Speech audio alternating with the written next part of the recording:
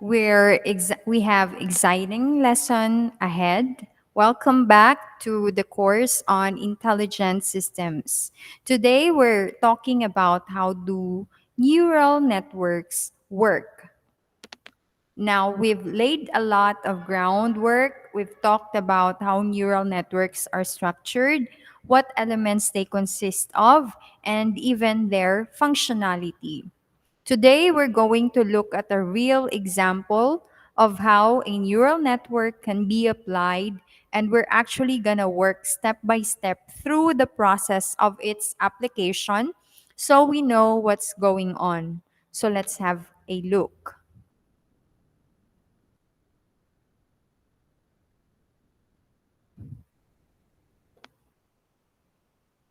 What example are we going to be talking about? We're going to be looking at the property valuation. So we're going to look at the neural network that takes in some parameters about a property and values it. And the thing here, there's a small caveat for today's lesson.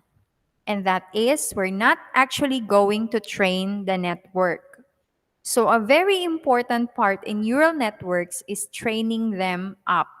And we're going to look at that in the next tutorials and demonstrations in this section. For now, we're going to focus on the actual application. So we're going to work with a neural network that we're going to pretend is already trained up. And that will allow us to focus on the application side of things and not get bogged down in the training aspect. And then we'll cover off the training when we already know the end goal we're working towards. All right, let's jump straight into it. So let's say we have some input parameters.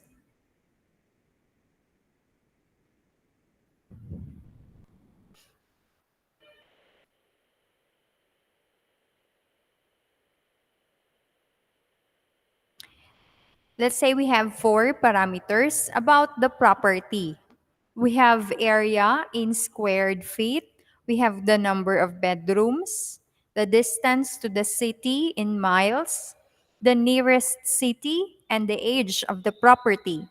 And all of those four are going to comprise our input layer. Now, of course, there's probably way more property or parameters that define the price of a property. But for simplicity's sake, we're going to look at just this four. Now, in its very basic form, a neural network only has an input layer and an output layer. So, no hidden layers, and our output layer is the price that we're predicting.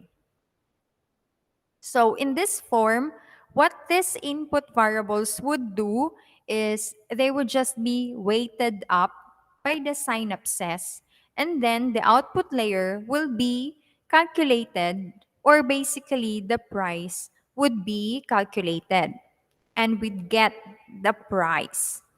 For instance, a price could be calculated as simple as the weighted sum of all of the inputs. And again, here you could use pretty much any function.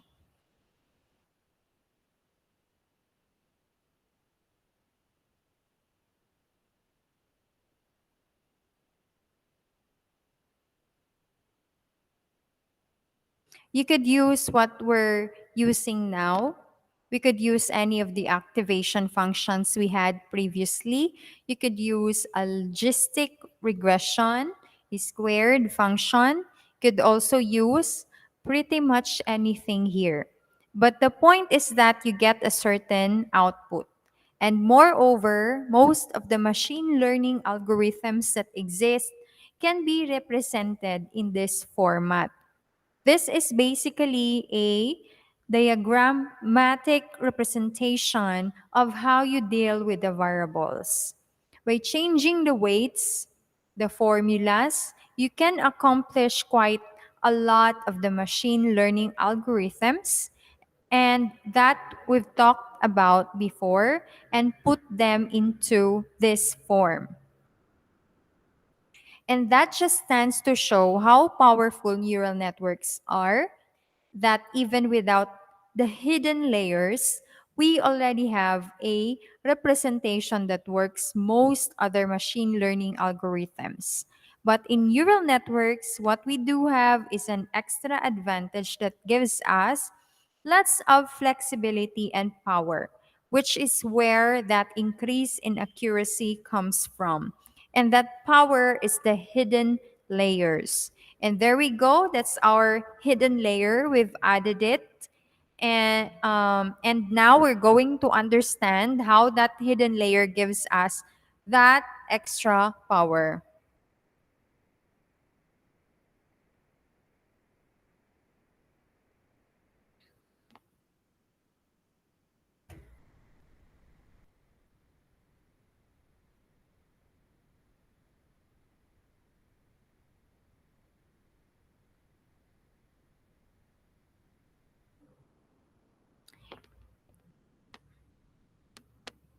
To do that, we're going to walk through an example. So, as we agreed, this neural network has already been trained up, and now we're just going to plug in. We're going to imagine that we're plugging in a property, and we're going to walk step by step through how the neural network will deal with the input variables and calculate the hidden layer, and then calculate the output layer. So let's go through this. This is going to be exciting. We've got all four variables on the left. And we're going to first start with the top neuron on the hidden layer. Now, as we previously saw in the previous lectures, all of the neurons from the input layer, they have synapses connecting each one of them to the top neuron in the hidden layer. And those synapses have weight. Now let's agree that some weights will have a non-zero value. Some weights will have a zero value because basically not all inputs will be valid or not all inputs will be important for every single neuron. Sometimes inputs will not be important. Now here we can see two examples that x1 and x3, the area and the distance to the city in miles, are important for that neuron, whereas bedrooms and age are not.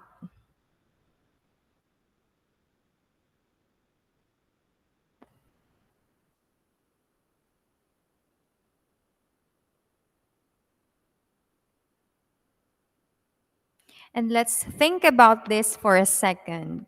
Why? How would that be the case? Why would a certain neuron be linked to the area and the distance? What could that mean? Well, that could mean that normally the further away you get from the city, the cheaper real estate becomes, and therefore the space in square feet of properties becomes larger. So, for the same price, you can get a larger property.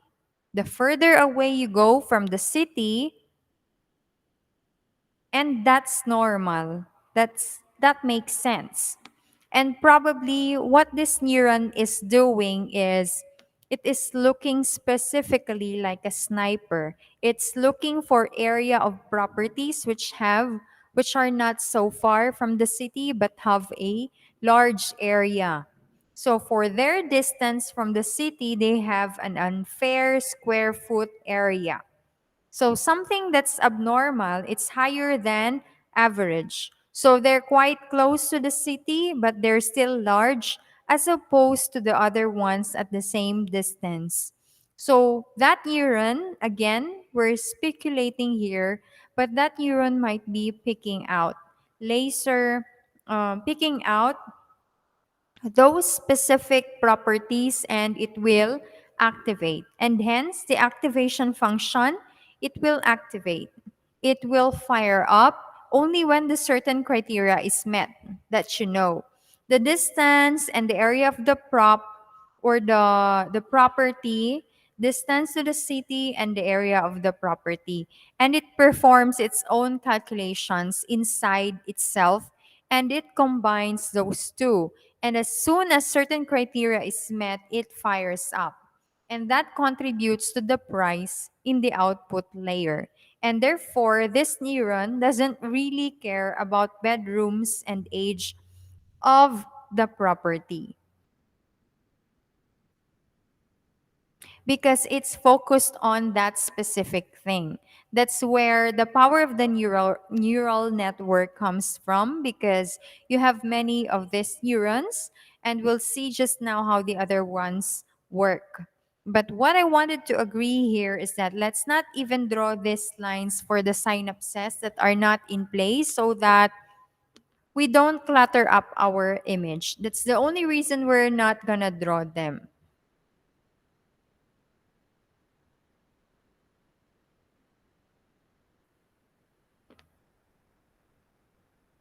Let's just get rid of those two. And that way, we will know exactly. So this neuron is focused on area and distance to the city. As long as we agree on that, let's move on to the next one. Let's take the one in the middle. Here, we've got three parameters feeding into this neuron. So we've got the area, the bedrooms, and the age of the property.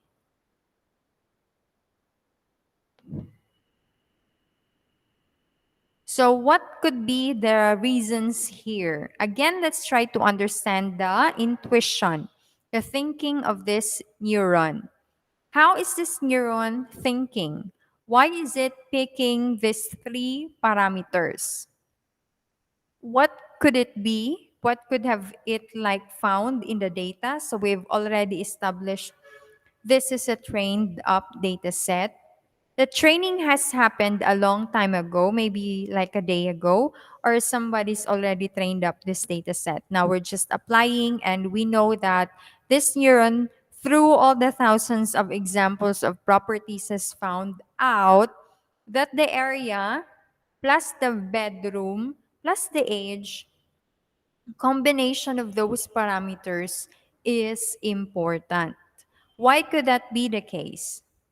For instance, maybe in that specific city, in those suburbs that this neural network has been trained in, perhaps there's a lot of families with kids, with two or more children who are looking for large properties with lots of bedrooms, but which are new, which are not old properties because maybe in that area most of the properties are kind of like big properties and usually old, but there's lots of modern families, and maybe there has been a social demographic shift, and or maybe there's been a lot of some growth in terms of employment and jobs for the younger side of population. Maybe just the population demographics have changed and now younger couples or younger families are looking for properties, but they prefer newer properties. So they want the age of the property to be lower. And hence, from the training that this neural network has undergone, it knows that when there's a property with a large area and with lots of bedrooms, at least three bedrooms for the parents, for the first child, for the second child, for at least three bedrooms, maybe a guest room when a new property with higher area and lots of bedrooms that is valued. In that market, that is valuable.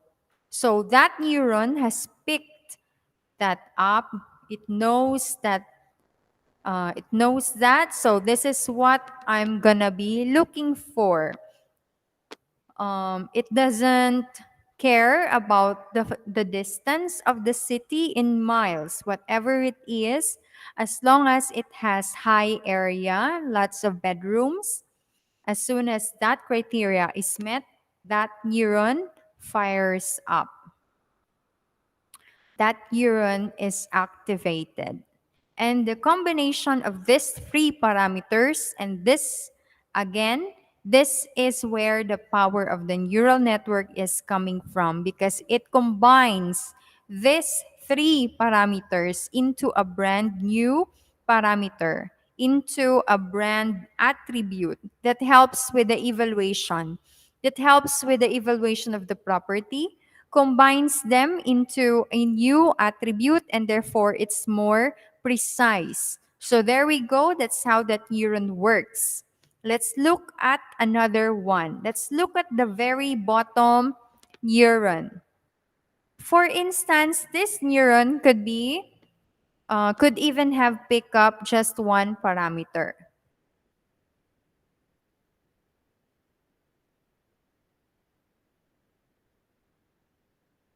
It could have just picked up the age and not any of the other ones.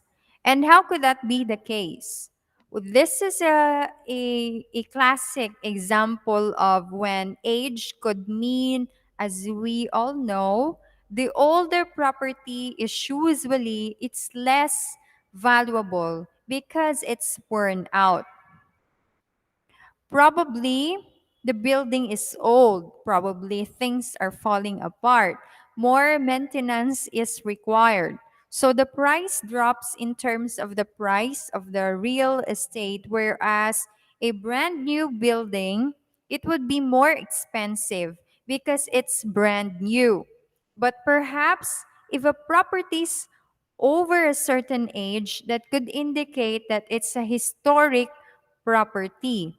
For instance, if a property is under 100 years old, then the older it is, the less valuable it is. But as soon as it jumps over 100 years old, all of a sudden it becomes a historic property because this is a property where people used to live hundreds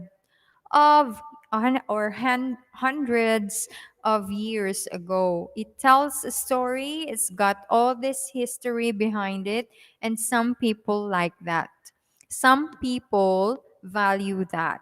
In fact, quite a lot of people would like that and would be proud to live in a property, and especially in the higher socioeconomic classes, they would show off to their friends or things like that. And therefore, properties that are over 100 years old could be deemed as historic. And therefore, this neuron, as soon as it sees a property over 100 years old, it will activate, it will fire up and contribute to the overall price. And otherwise, if it's under 100 years old, then it won't even work. And this is a good example of the rectifier function being applied.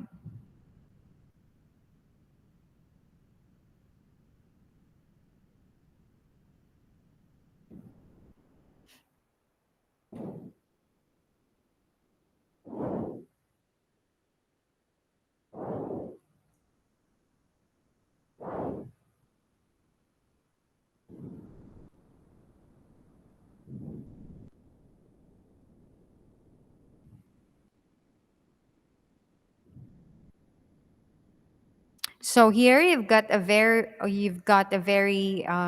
zero until a certain point, and then let's say 100 years old, and then after 100 years old, the older it gets, the higher the contribution of this neuron to the overall price. And this just a wonderful example of very simple example of the rectifier function in action. So there we go. That could be this neuron. And moreover, the neural network could have even picked up things that we wouldn't have thought of ourselves.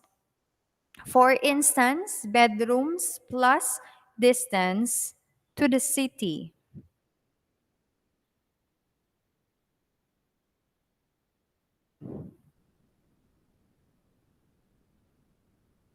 Maybe that's in combination somehow contributes to the price. Maybe it's not as strong as the other neurons and it contributes, but it still contributes.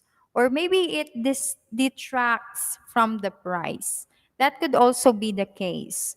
Or other things like that.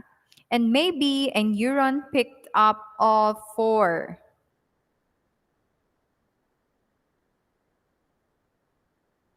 a combination of all four of these parameters. And as you can see, uh, that these neurons, this whole hidden layer situation allows you to increase the flexibility of your neural network and allows you to really allows the neural network to look for very specific things. And then in combination, that's where the power comes from. It's like that example with the ants. Like an ant by itself cannot build an ant hill, but when you have 1,000 or 100,000 ants, they can build an ant hill together. And that's the situation here. Each one of these neurons by itself cannot predict the price, but together they have superpowers and they predict the price. And they can do quite an accurate job if trained properly, if set up properly. And that's what this whole course is about, in understanding how to utilize them. There we go. So that is a step-by-step example and walkthrough of how neural networks actually work.